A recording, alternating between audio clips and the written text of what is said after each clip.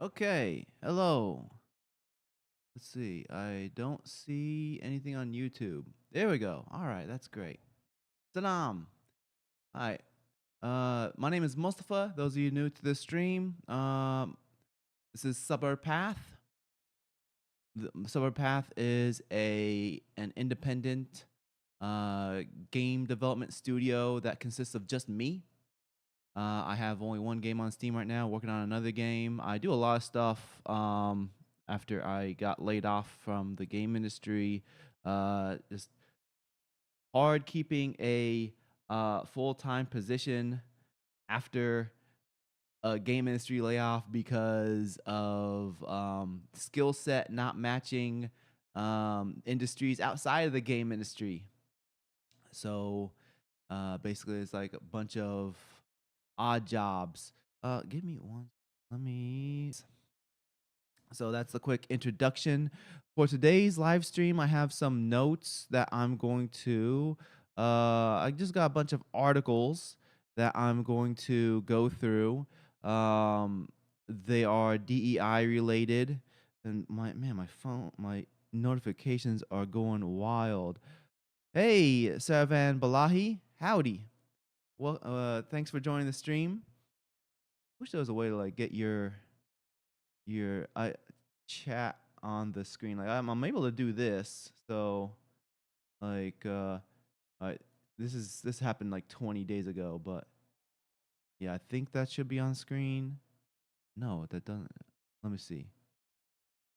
But yeah, so like I'm able to do that if I have notifications, but I'm not able to get the chat. Yeah, it's definitely working. Yeah, I see it's there's a delay, but I'm trying to figure out how to bring a single chat. I don't want like the whole live chat on screen. I'm trying to like figure out how to get like one single chat on the screen if I want to, but I don't know how to. So, um I'll figure that out in the future. You know, this whole live stream thing is new for the channel and I'm learning as I go. But anyways, the today's live stream will be the main topic will be about um this over here, and then let me get a page up. It's about DEI covering some of the wackiness that's still being pushed through, especially the big corporations. And like a lot of these are still pretty recent. Like these articles are from like 2023, 2024. So they're still pretty recent that they're still trying to push. But let's get into it. Okay, I got that. What about me? Right screen with camera. There we go. All right. I think let me move over. There we go. And I'll try to keep an eye on the chat. Why is the chat not showing on the YouTube? Let me refresh that. Huh. Okay, I guess chat doesn't want to work on YouTube Studio, but at least I have chat. Wait, what? Verify it's you. Okay, that's why it needs verification that I'm me. No, don't autofill the wrong password. Autofill this password. Okay, now I have to verify the number on my phone. This is a professional live stream. Um, So like these past few days, I've been just really busy with like my my class that I'm conducting. Oh, I gotta do that again. Okay. Um, the fall semester started up, so unfortunately the class is only 8 weeks long, so it's not a full time job, but something's better than nothing. And I was pretty excited that like 10 people showed up live because it's since it's an online class, they're not required to show live, but because I have a recording. All right, let me refresh this. And out of the 20 students, like half of them showed up, so that was pretty exciting. They were doing F in chat every time I said press F in chat. Okay, now I got the YouTube studio is working correctly because I verified that I'm me. I logged back in. Okay. Diversity and Beyond. This is Sony Interactive. This is like officially on their website. Our diversity, equity, inclusion, and belonging vision. So some companies do DEIB. The company that I was with had DEIB, but most have just DEI. At Sony Interactive, we want to bring out the best in our global team members by creating a sense of belonging, being a place where they can grow and ensure everyone feels valued, heard, and supported so we can push the boundaries of play. And like the thing with the belonging is that it's always like it creates more division than belonging. It just um it doesn't it doesn't encourage it doesn't encourage unity, and that's the big problem. So before I start getting into all these, let me go back. Let me go back to the camera only. So before I start going into all these, I just want to say like there are positives which I want to cover real quick before I start going into the article. And the problem is that the entire thing the is being steered, it's being spearheaded by people who don't want to create unity, and they want to intentionally create division and split us apart, and that's why the entire movement is negative. So like when a corporation or some sort of any sort of company wants to if we're talk about the positives, um certain things that work out would be like for example, in my latest video I did on DEI, I talked about how like Activision did like a Ramadan event that was optional, and people talked about it, though I think it didn't work as well as it should have because they didn't curate the speakers well enough. Um, I think something like that works, and a lot of people in my comments, oh, you only like it when it's about you. No, no, that was an example I shared. The point being that if it is sharing like something if it's like a voluntary event that shares something about like whether the culture or religion of others. For example, let me not use me for an example. Like for example, if it was like Chinese New Year, like if they wanted an optional, a voluntary event about Chinese New Year explaining the significance of it, then that I feel like that is a good form of like displaying the culture of someone else's culture that might be foreign, or someone else might be completely unfamiliar with. Like I don't know what's the significance of the Chinese New Year, but they make a really big deal about it. I recall one of my coworkers, like he at Treyarch, he's Chinese, and he like every Chinese New Year, like he'd like come and like have like you bring like pies, and he'd also like give gifts to like just a bunch of people. Like it'll be like an envelope with like $1 bill. But the point isn't like how much money is in it. The point is that he's like trying to give gifts to as many people as possible, and that it was important for him.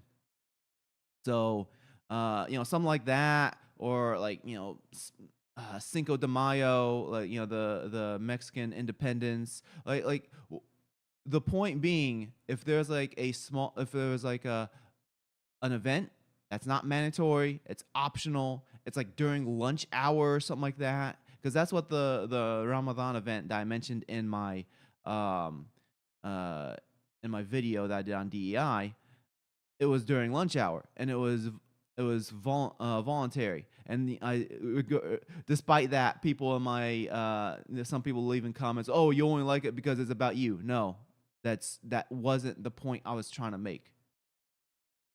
Though I that's how I feel like that would be a good way to celebrate our differences, would be to make small events like this. Another example of like a good form of like accommodation, because the word accommodation, they use this so liberally that it means anything. Or like like equity, they completely changed the meaning of equity to become like everybody gets to the finish line, um, regardless of their effort or their skill set.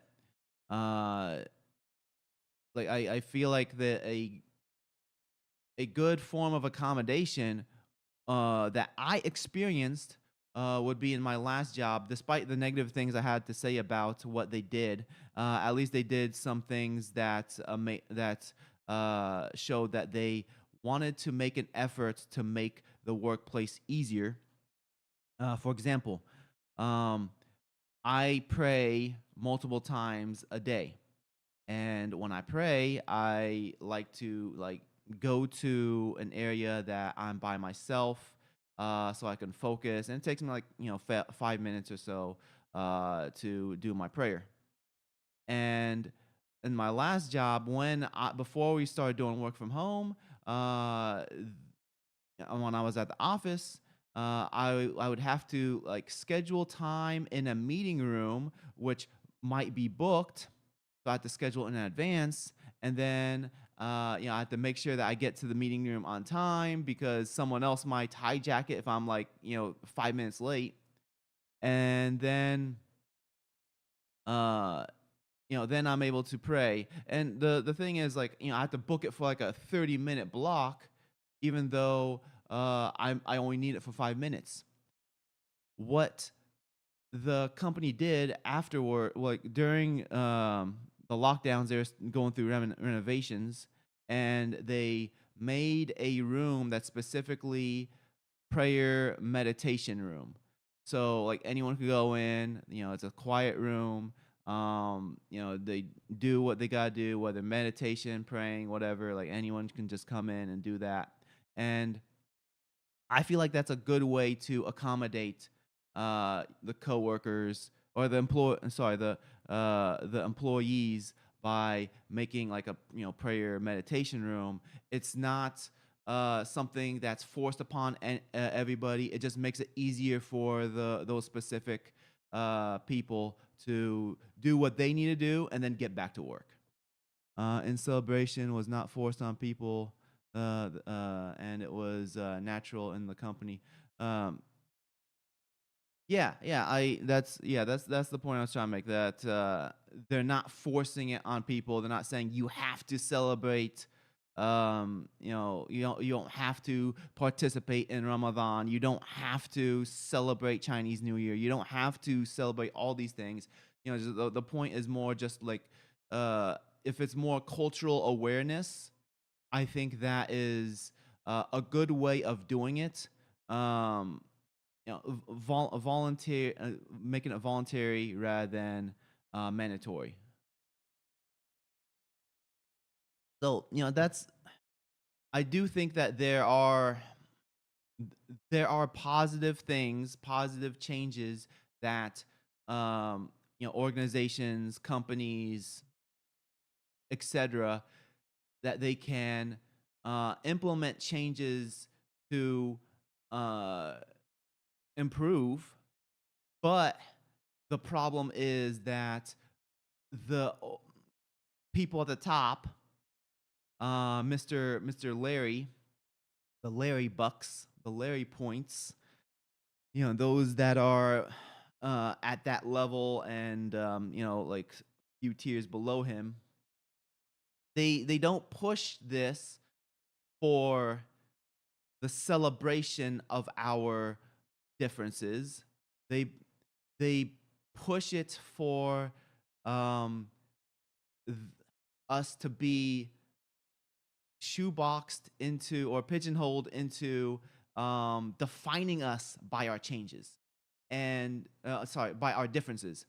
And that's the major problem, is defining us by our differences rather than celebrating our differences. Those are two completely different things. I think we could celebrate our differences. That's fine. But when we define ourselves by our differences, then that creates division.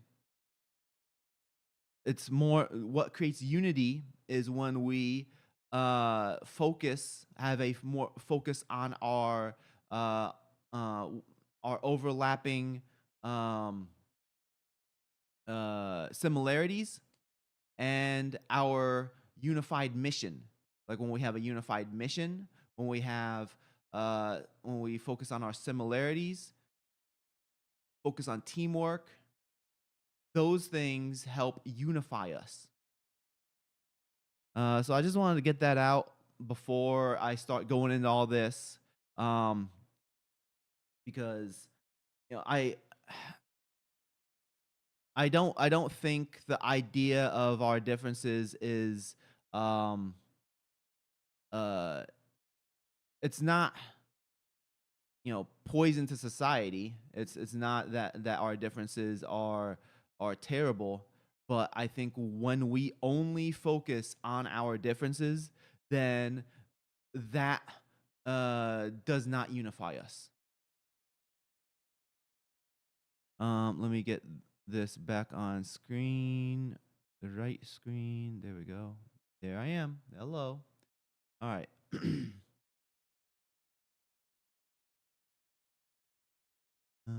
Let's see. Let me make this screen smaller. There. That. That. That. Okay. All right. Man, my mouth is getting dry. My iced coffee that's starting to become not so icy. Okay, so let's get into what Sony Interactive has to say. At Sony, we aim to be the best place to work, where all employees feel valued and all voices are heard. Let me make sure. Yeah, I'm in the middle. Okay. We foster inclusive teams and shape vibrant. Okay. Let's see how they do it. Diverse workforce. So what does this mean? Reflecting diversity in our workforce by meeting or exceeding market availability at all levels and functions. This means expanding our sourcing capabilities so we can engage skilled, underrepresented talent in our recruit process and interviewing our diverse slate of job candidates. What this is basically saying is that they are looking specifically for people who fall under this.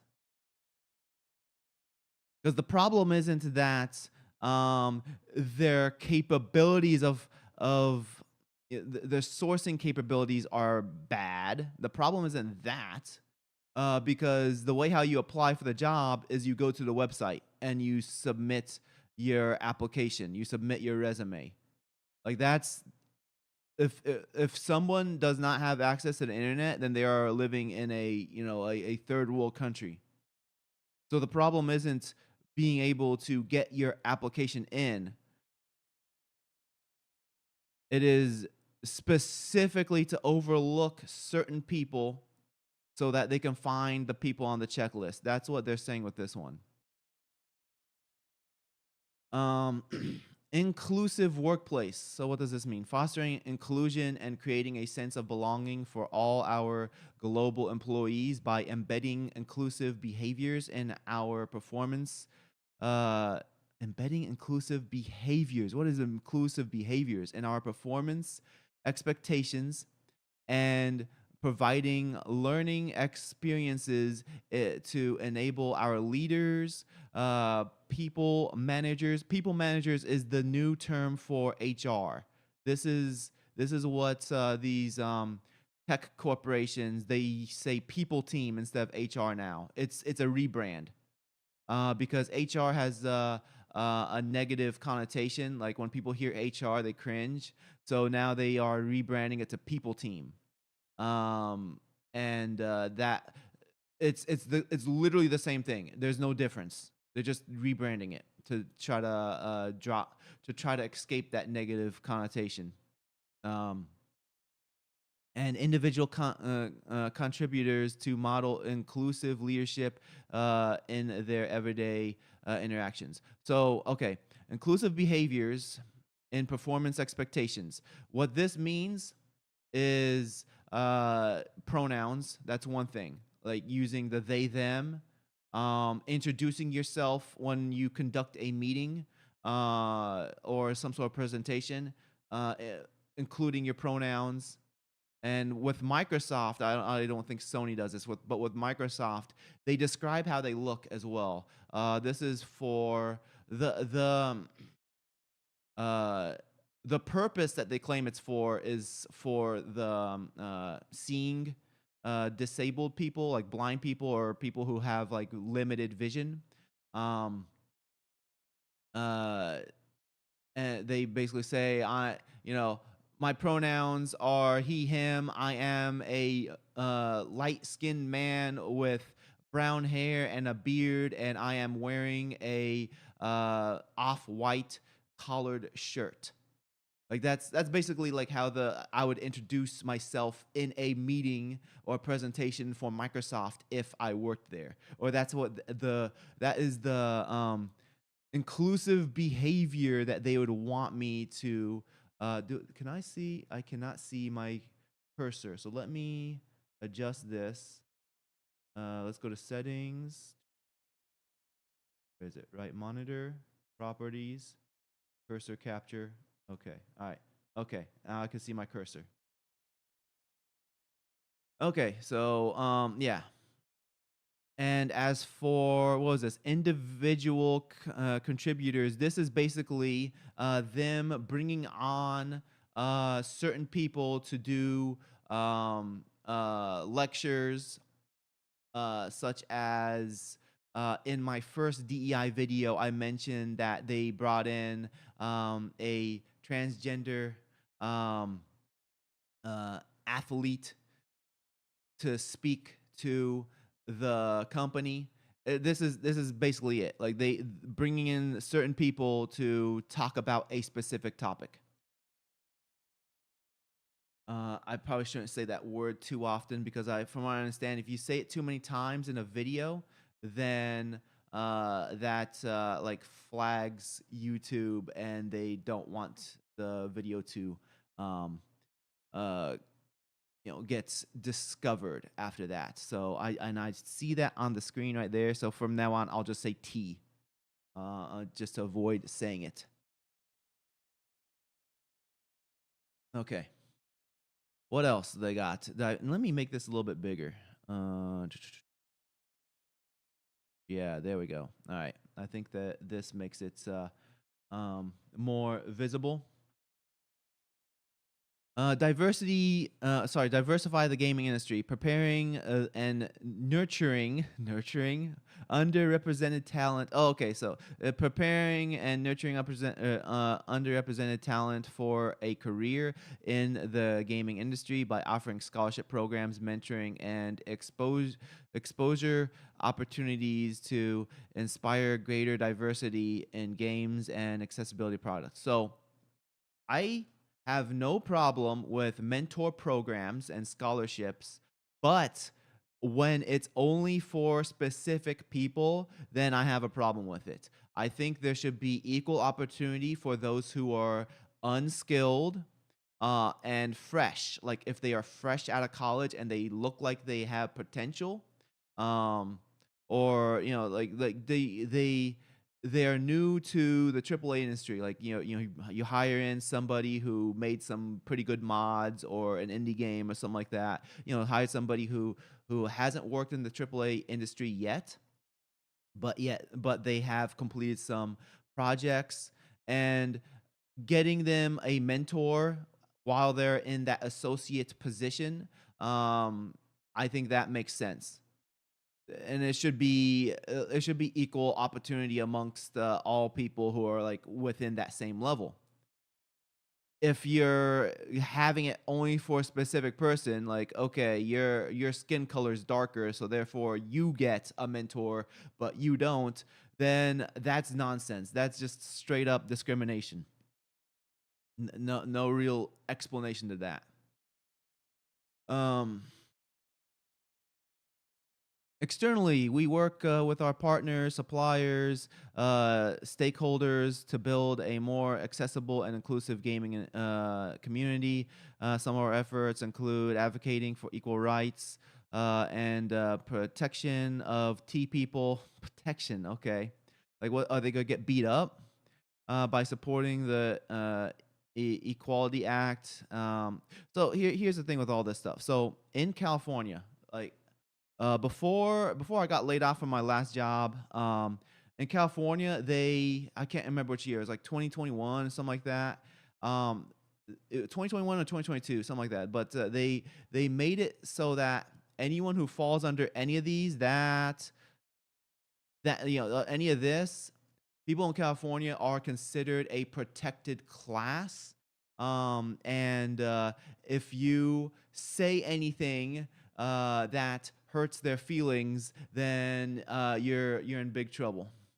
So let's see. Got a message over here. Private equity is behind the DEI push, and it's all about control over a herd of wage slaves. They don't give a care about people. Only power and control. Controlling culture is the ultimate goal. Yep, I agree with that. And here's the image I used for the thumbnail. I took that. Uh, get out of here, you Muslim community. There is no Muslim community. There are Muslims, but we don't all live in the same neighborhood. You clown. Stop grouping us all together in the same spot. So these are all the different like allies. I saw that word and I that hurt my feelings. So I can't remember what they call these things, but I talked about in my second DEI video. But they have these different groups, where they get together and advocate for these different things, and like this advocating for stuff for disability. I completely 100% agree with. Like, just if you put in the measures to help people with disability from the beginning, then you don't have to really do much afterwards to continue that process. Like, for example, you have a building and there's a stairway in the front without a ramp. Install the ramp. You install the ramp one time, and then that's it. Like, you make sure that the ramp doesn't break or anything like that. Things like that. It's like I don't have an issue with disability, but then like all these other groups, represent at PlayStation. What is this? Collaborate with the DE and I. So it's not DEI, it's DE and I group, the wider business on topics of ethnic diversity and representation to help make PlayStation the best place to work and play for everyone. So like this is just a like a what's the word, like an umbrella group for these other groups. So it's like if you don't fit in under these, then you can go under this one, like a bigger group for this, or a more vague group. Unidos? What is Unidos? Educating employees within SIE about the various identities and cultural differences within Latinx and Hispanic community. So this is um like a Latin American thing. Latinx. Like e- e- everyone who I speak to, who like all the Hispanic people or Latin American people I speak to, if we get to this topic, they see this as a slur. Especially my one of my former coworkers. We're good buddies. We still message each other, and like whenever I send him a meme with Latinx on it, he flips out. Vets, embracing community of veterans. I mean, is that what the VA's for? Well-being. I'm surprised that there's a vet thing. Well, what is well-being? Promoting mental and physical well-being. Well, if they really wanted to promote mental and physical well-being, then there would be no crunch. Like crunch would not be a part of the game industry. Like AAA game development literally plans for crunch. Like basically, you have like let's say the game has a 3-year development cycle. The last 6 to 9 months is crunch. Like they plan for that. If they really wanted to promote well-being, they would not implement crunch into the development cycle. They would instead make it into, instead of a 3-year dev cycle, it would be like a 4-year dev cycle just to avoid crunch. Whips, that women in PlayStation. Okay. I'm a Tano. I hate the term Latinx.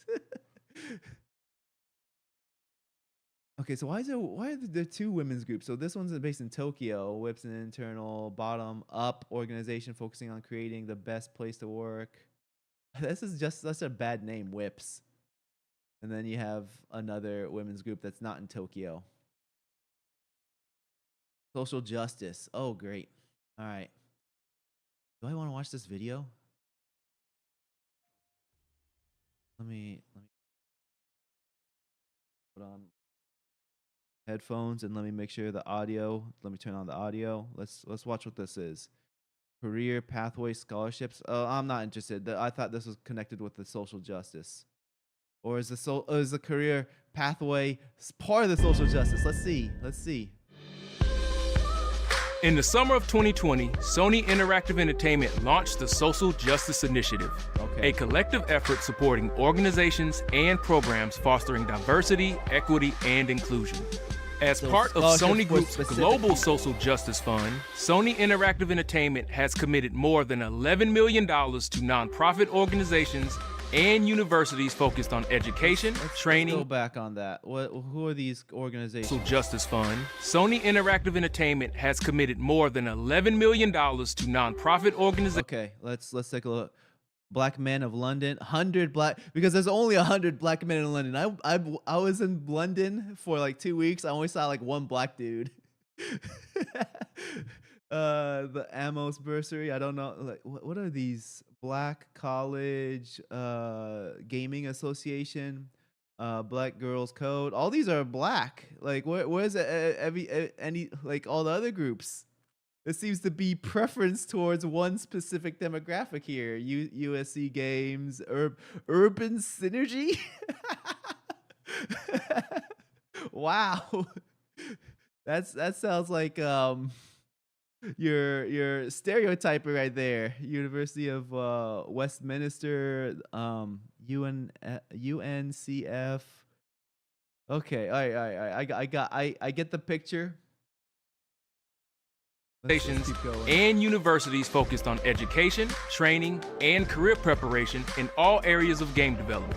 We understand a more equitable future starts with increased access to education. Yeah, they're definitely honing in on only one demographic, because like all the people that they're showing are representing that specific demographic, and also it sounds the music sounds a little hip hop-ish. A little upbeat, if you know what I mean.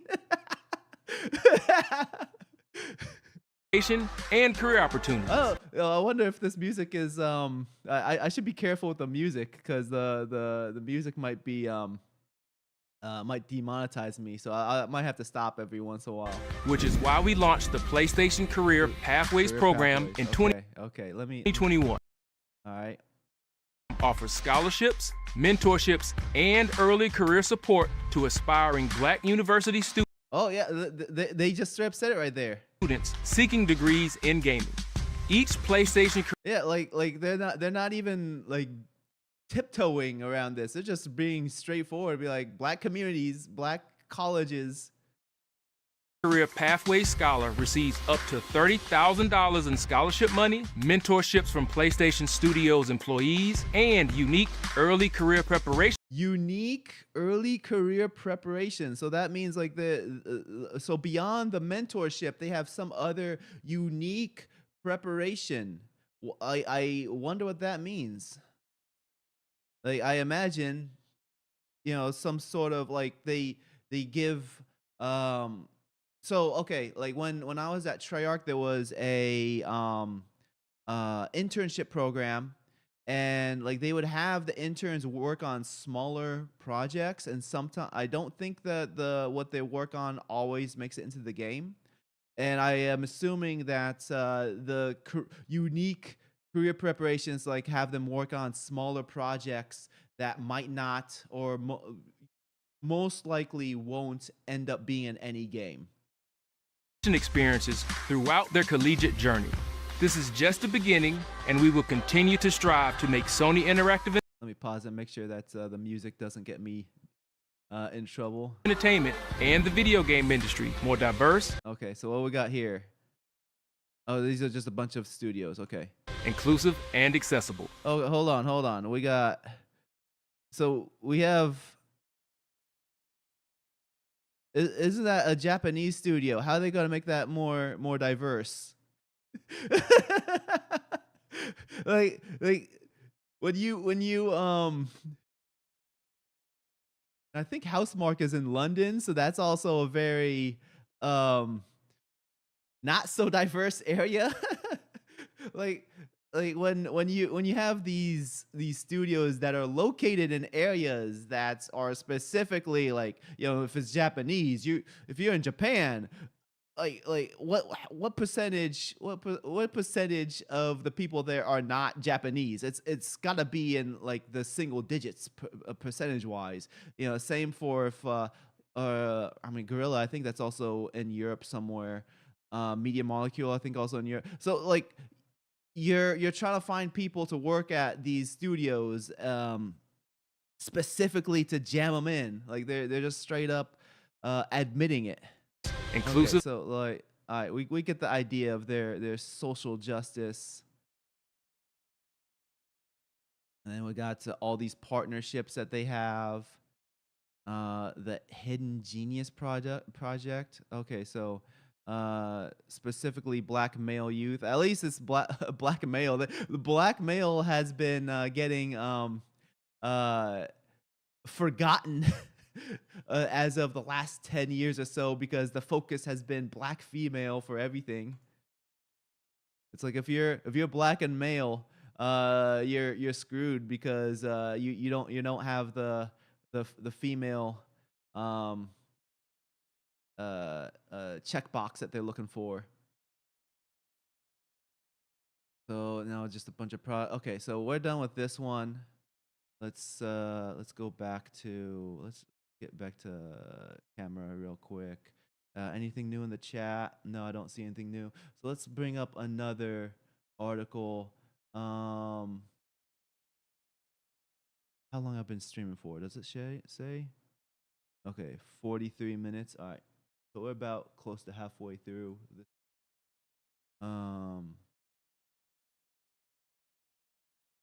There's nothing new in the chat. I fully support my more diversity for Israel.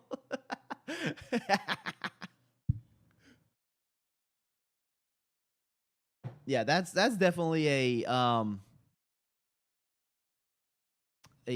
where they encourage supremacy of a specific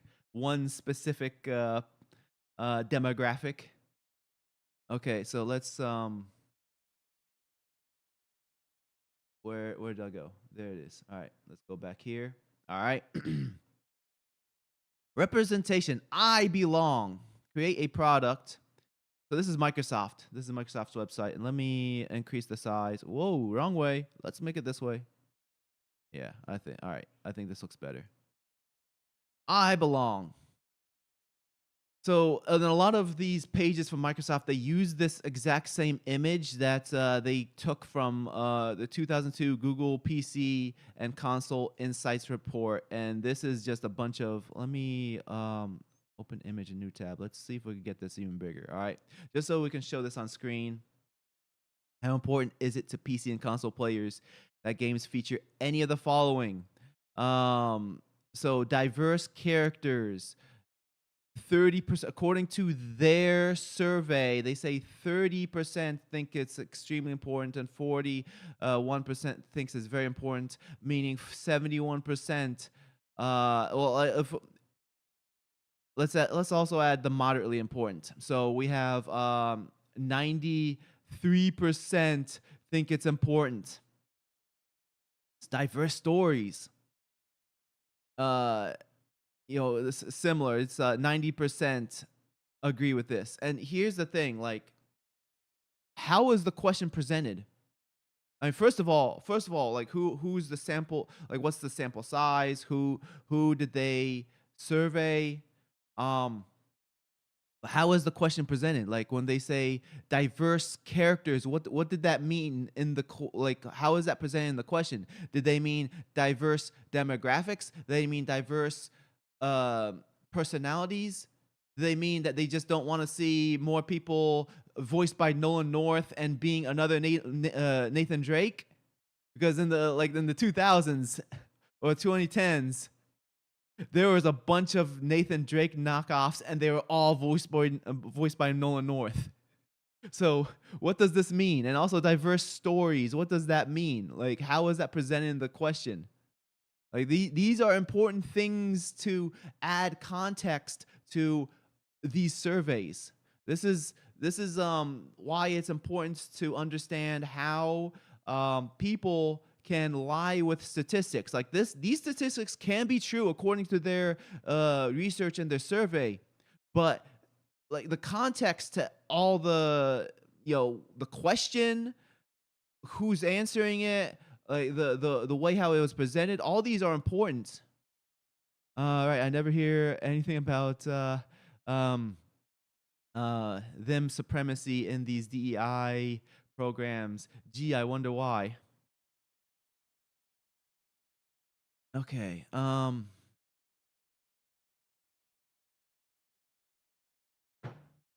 right. I'm not gonna respond to that because I don't want to get myself in trouble.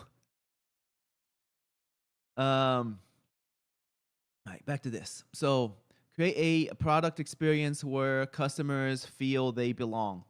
What this means, we create product experiences with respectful expression. Respectful expression shows up in multiple facets of our work, including creators, ensuring we partner with and support diverse community and content creators. So that means,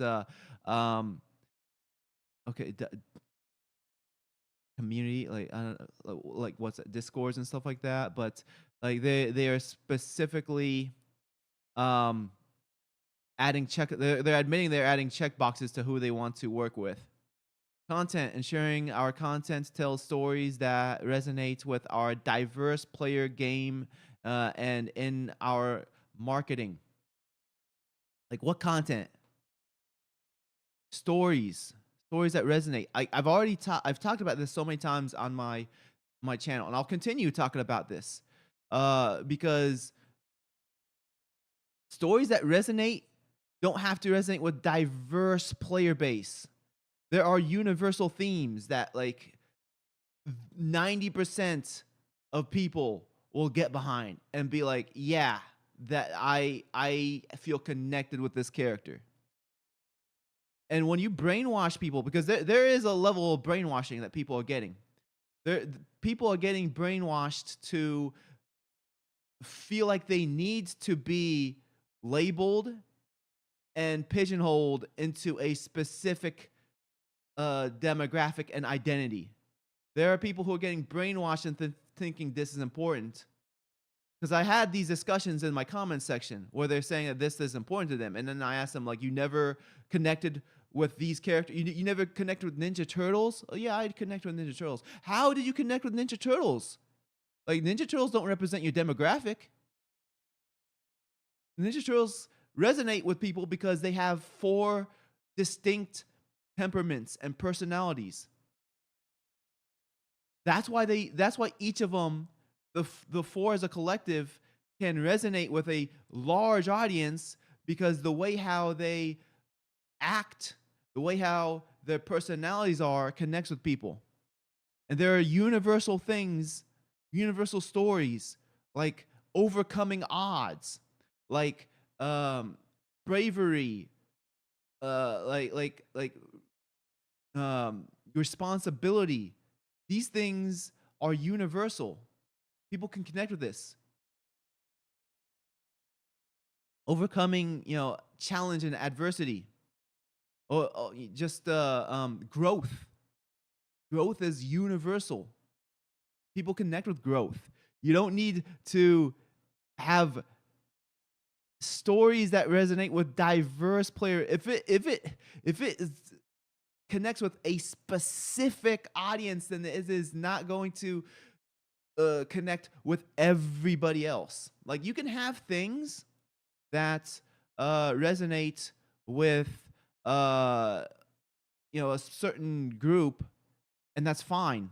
Like, for example, in that last Spider-Verse movie, the Indian Peter Parker, when he was like doing his introduction, and Miles said something like he loves chai tea, and then the Indian Peter Parker, he flipped out. He was like, chai tea? That's like saying TT.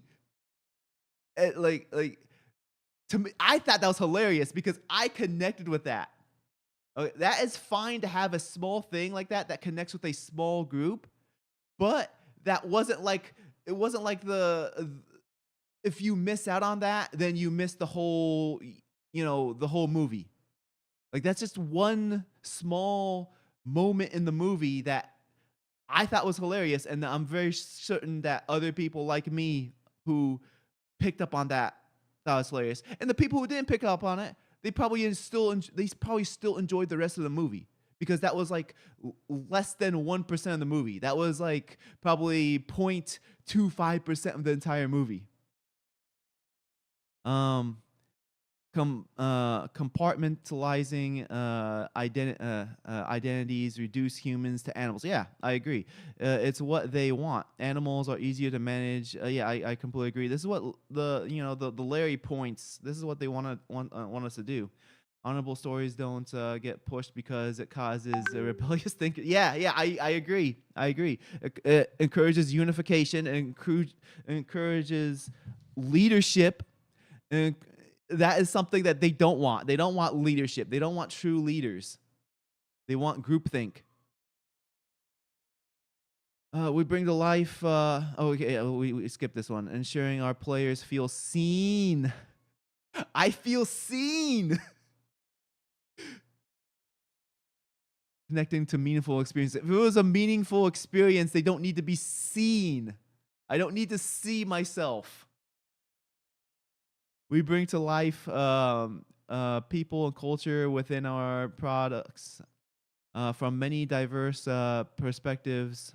I don't need this on. Yeah. Let me take this off. I feel like I'm yelling louder when I have the headphones on because I can't hear myself. The hero, keeper of the show. I think Nintendo doing it too. Yeah. Nintendo of America, at least. I don't know about big Nintendo, but Nintendo of America is definitely. From my understanding, the two are constantly clashing with each other regarding this. But basically, this is how all of the Japanese companies and studios that have American counterparts, seems like there's internal arguments, and it also seems that they usually give in to what the American side wants.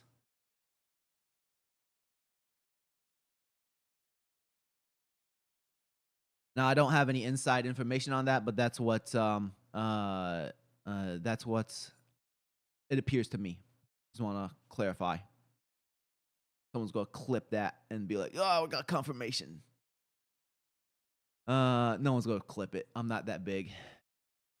We bring to life people and culture within our products. Okay, tell me about this. From many diverse perspectives, recognizing that there is not a single portrayal of a person that can represent an entire community or culture. This goes back, like, they are butchering the word community.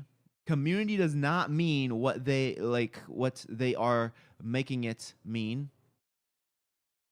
And the ironic thing is, even though they are saying that people are not a monolith, they are also demanding that people become the demographics. They are demanding that demographics become a monolith. They're speaking out of both sides of their mouths.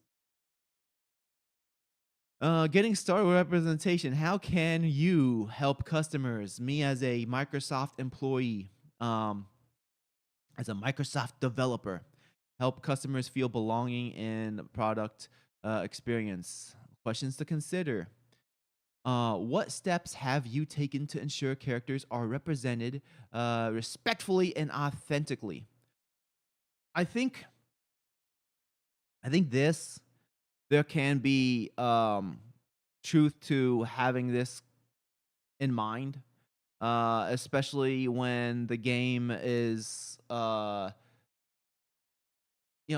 if you make a game that has a specific theme, then you want to make sure that it's not going to like just completely misrepresent the culture.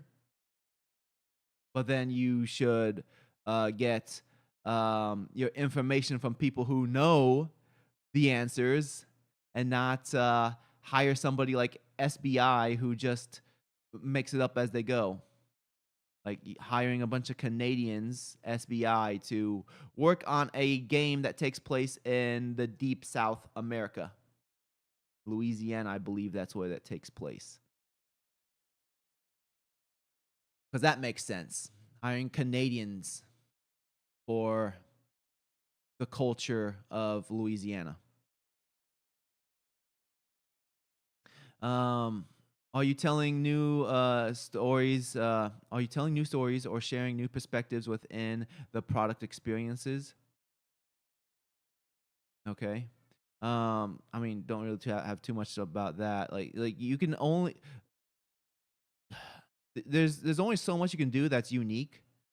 Like a lot of us have shared experiences, like whether it's like overcoming something, uh having certain experiences with relationships, like a lot of stories, um interesting stories involve having a conflict and overcoming the conflict. And there's only so many unique ways of having that, but it's not about a unique process of overcoming. It's more the personalities, the specifics of what's happening. And it's not the fact that, okay, this character overcame the challenge. It's more the fact that, like, the relationships that the character built with the mentor, the friends, these things, they matter a lot when it comes to making the stories feel more unique. Like Star Wars is extremely popular. The original trilogy is extremely popular, mainly due to the fact that people love the core set of characters. Luke, Han, Leia, Chewbacca, the androids. The core set of characters are what make it Star Wars for the fans. And you can tell the same story because it uses the hero's journey, the hero's journey archetype, which so many stories use that exact same archetype of the story. So it's not about having a unique archetype. It's more about like having these characters that people can resonate with, and those characters resonate with the audience because of their personalities and the challenges that they overcome and their temperaments. Like each character does not have the same personality. Unlike current Marvel MCU, everybody is just a spin-off of Tony Stark. They're like, okay, Tony Stark is sarcastic and quips all the time. Every character does that now. Like they all have the same personality. Unlike the original Star Wars, like they all have their own unique personality. Han is not the same character as Luke, who's not the same character as Leia. Those three have different personalities. Where was it going? So that was okay. Yeah. Have you validated assumptions you have made about your audience to check blind spots for unintended stereotype? That's gold. The fact that they want to push for stereotypes and they're like, oh, don't have unintended stereotypes. Make it intended stereotypes. That's what they want. They want intended stereotypes, not unintended. Okay. Add the hip hop music whenever the darker character comes in. Make that intended. Don't make it unintended. That makes a difference. Would you feel proud to show a member of a community? Again, misuse of that word. Just say demographic. Would you feel proud to show a member of a specific demographic how their culture/character is depicted within your experience? Yeah, sure. I mean, I have no problem. How are the wide range of customers depicted within your products and communications? So the thing about video games is, um, a lot of times, most of the time, I'm not saying all the time, but a majority of the time with video games, um, as far as target audience, the very core main target audience are people who enjoy that gameplay loop. That is the target audience. For the most part, as long as the gameplay loop, the core mechanics is sound, it's solid, and it's what the audience wants, then most of the time, as long as the story isn't terrible, like if it even just has a premise, like for example, the original Dark Souls, like it didn't really have too much of an in-game story. It was more focused on the gameplay mechanics, and people loved it so much. So that's how it works for games. And of course, there are niche games that are more about specific themes and stories, but most of those are indie and have a much smaller audience. Do all of your characters/player depictions look the same? What process have you used to validate how different groups of people or cultures are represented in you? That's okay. Do you have a process to review key decisions with the lens of respectful experience? Like, have somebody else look at it. Have some peers look at it and they need to give you honest feedback. And if they say nothing needs to be changed, then that is a person that you can't get feedback from. Like I have friends, and I love them. They're great friends, but I know certain people I can't get honest feedback from them because, like for example, one friend he was like, "This is great." Like he doesn't give me. Sometimes he'll give me good feedback, but a lot of times you'll be like, "You're doing great, keep going." And it's like, thanks for the encouragement, but I'm looking for honest feedback. It's like if this is going to make people like be like, what was this guy thinking? Then I need to know that. I need real feedback. Okay.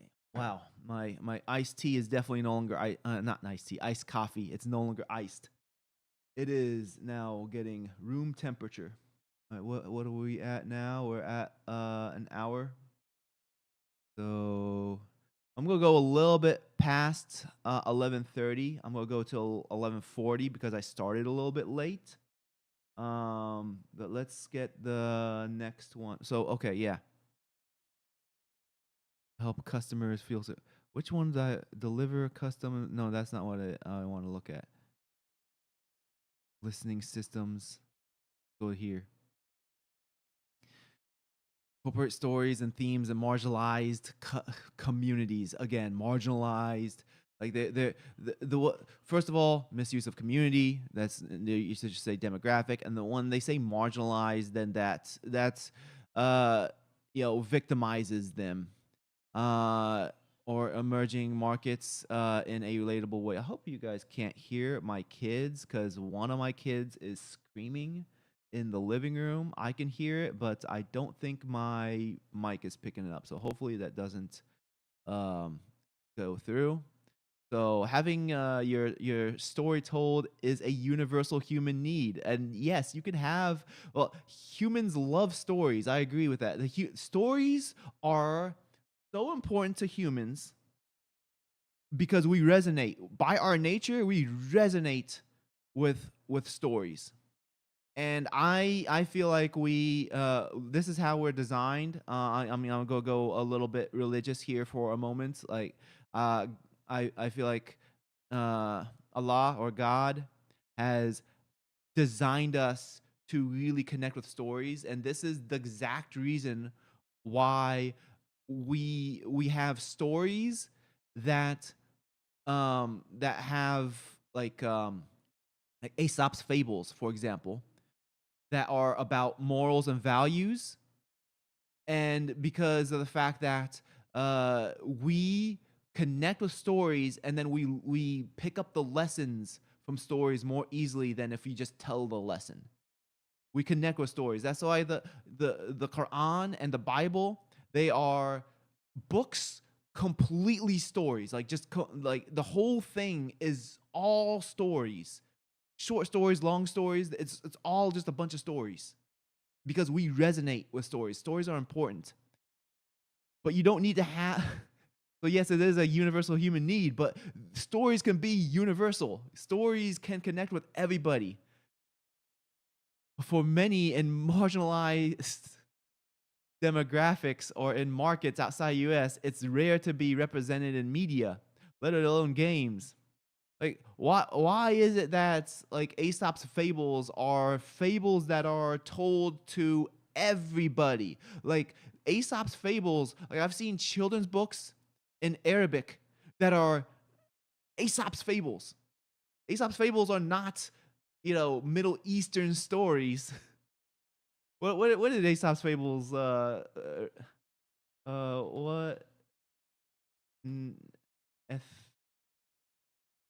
ethnicity did Aesop's fables originate?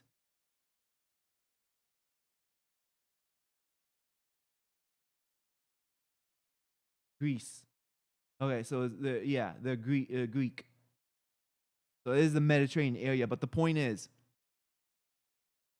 it's the point that I'm making is that Aesop's fables are are stories that are probably like found in, like, you could probably find like these stories in like all nations, like translated into all nations, because these are universal stories. Like you're being a goofball by saying that, oh, these stories are not gonna resonate with it's not going to resonate with people in Indonesia, so you better make an Indonesian specific story. Okay, and then how is that going to work for the rest of the world? You goofball. 80% of media consumed worldwide is created in US, and this is why people say that the US's greatest export is culture, and this is why a lot of countries outside, other than the US are saying keep your culture to yourself. In video games, they don't contain characters and content that align to the broad consumer. Uh, this is all like there is truth to what they're saying, but they're presenting it and directing it towards the direction of nonsense. Like the conclusion of what they're saying is wrong. Like yes, what they're like uh if you want a global and universal product that the mass market the global mass market will accept, you should be mindful of having a global and universal theme and characters and personalities that anybody can resonate with. Not the answer isn't to have, okay, I need to have a Chinese person, and then I need to have a Russian person, and I need to have an African person. Oh, then I'm clumping all of Africa together because Africa is not a monolith. You goofballs. Okay, 57% of players in the broader gaming market didn't play certain games because the games weren't made for them. Over half. So here's okay. Like let me explain something. One thing is localization is a big problem. Because going back to the Middle East again, the reason why games like Call of Duty and FIFA, yes, Call of Duty is popular in the Middle East, is because you can play it without it being localized. FIFA, especially, you can play it without it being localized. Now, a game that is more narrative focused, like for example, Uncharted, the Final Fantasy, just RPGs in general, Skyrim, those games aren't localized, or usually not localized into Arabic. Therefore, those games are not popular in the Middle East. Like they love sports games in the Middle East because few games are localized over there, and those games can be played without it being localized. So that is a major factor as to why certain regions don't play certain games. 53% of developers felt diversity in storytelling should be a priority, and it was ranked as the third most important factor. What? Felt diversity in storytelling should be priority. What's okay? Why does this even matter? Developers felt that storytelling should be priority. So what? These people are part of the problem. Like, why does that matter?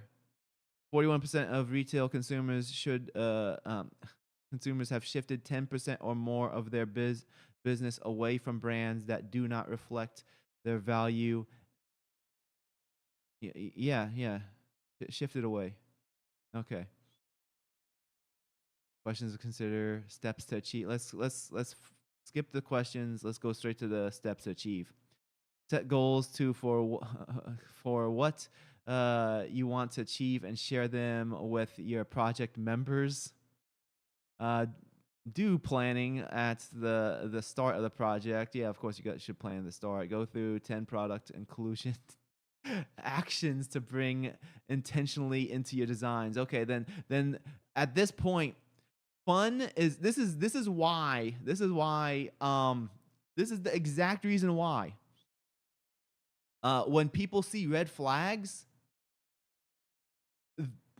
they like with the characters, they see, okay, this is a girl, this is a character with girl boss, ugly looking.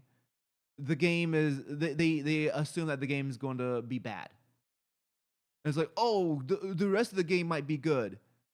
No, the reason why that people are picking up on these patterns is because, like, for example, the Intergalactic, the Heretic Prophet, with the main character. You know, she's like shaving her head in the trailer. She looks unappealing, and this is a big red flag because this is exactly it.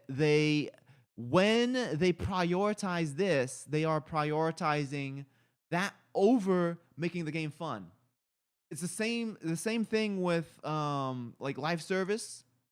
When making money is your priority, that affects the game design. You're prioritizing making money over making the game fun. And this is why like so many of these live service games are failing. Like they all want to be the next Fortnite. They all want to make billions of dollars every year. But uh the they're prioritizing on making the money.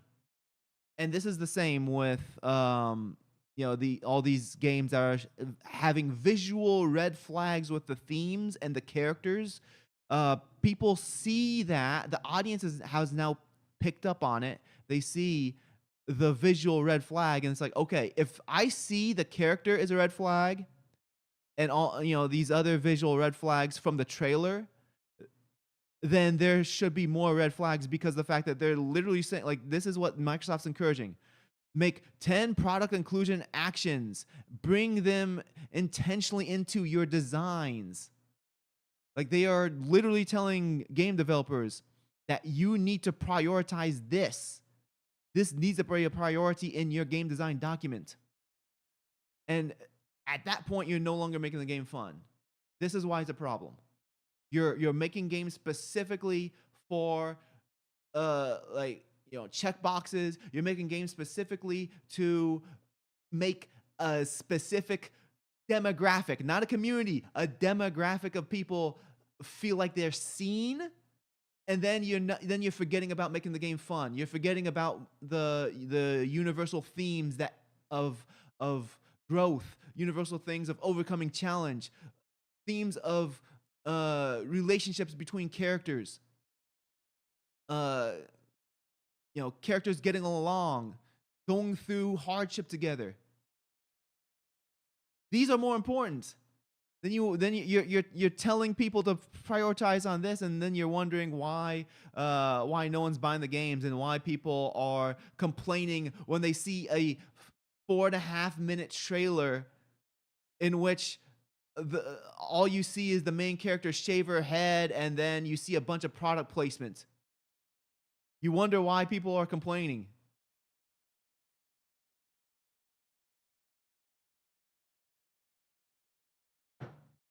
Like, this is right here. This is on Microsoft's website, developer.microsoft.com. Well, let me bring this down a little bit. Developer.microsoft.com. Right there, their own website.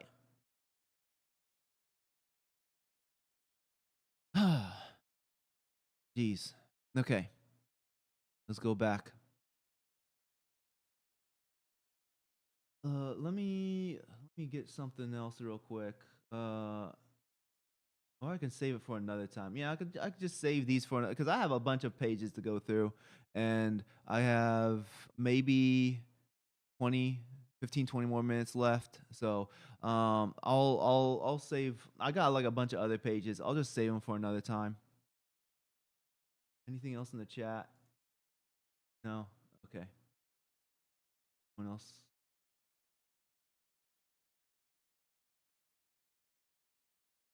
Like I'm the only one in the chat. Okay.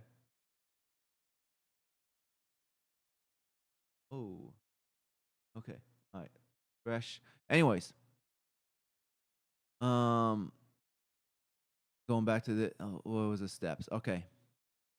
Identify and utilize resources to help drive success.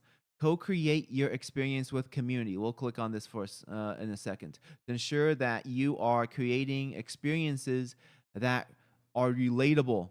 Leverage inclusive listening systems to ensure that that what you are creating is relatable. What is this here? All right, so I don't have access to that co-create experience within the community. But let's move on. Create and surface content that depicts diverse characters, stories, and creators. Create playable. So, all right. Create playable characters that reflect the broader population. Review how identities represented on screen, gender identities, race, all these identities. Like these should not be like you should not identify body size. Body size. Like these should not like you like the way how I see myself. I'm a father because that's my responsibility. Like that molds who I am. My responsibility of being a father, being a husband, my religion, those things mold who I am. Like my skin color, my hair color, my like all these things, even where I was born, it doesn't really mold who I am. Like I don't care where I was born. You know, I was born in the Middle East, but I feel like I don't. Even though I'm born in the Middle East, I don't see myself as Arab because like my Arabic is terrible and like you know I just culturally I don't know I focus more on my religion than Arab cultures. But the point being, like these things, like when you label yourself like with these things, then you're like what's your personality?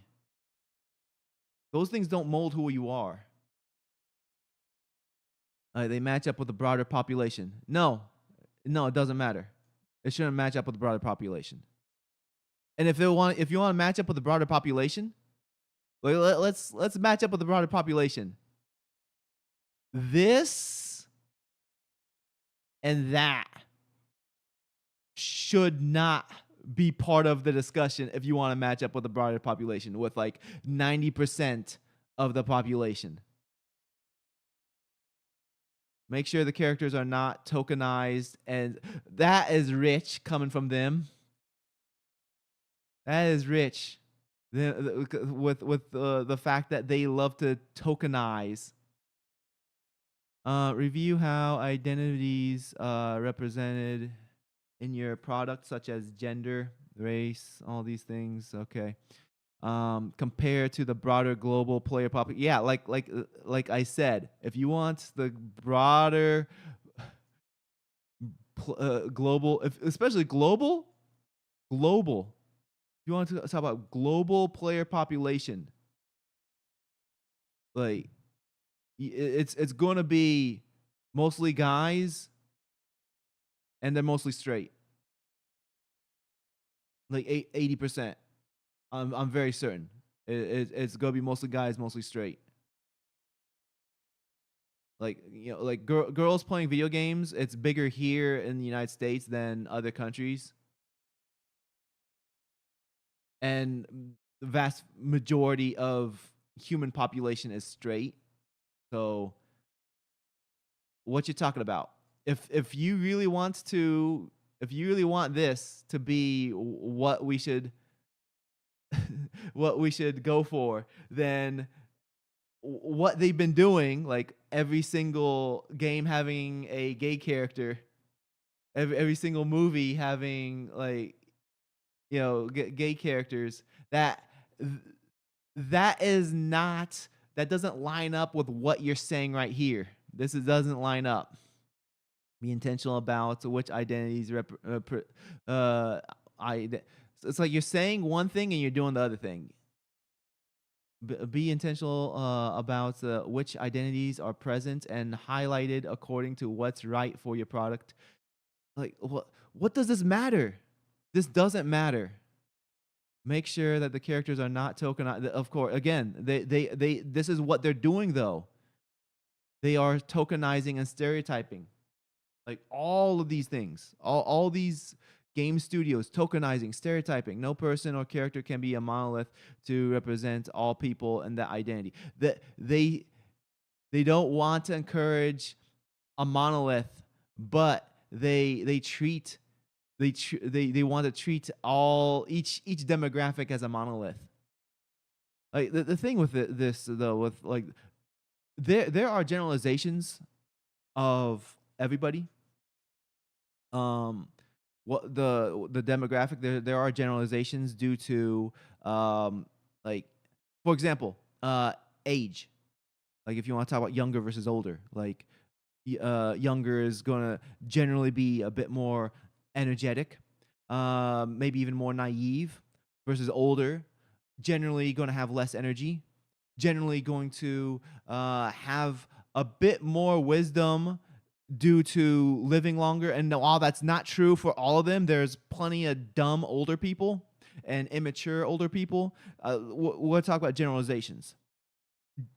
You know, when we're generalizing male versus female, males are generally going to, you know, be more into more masculine things, and females more into femininity.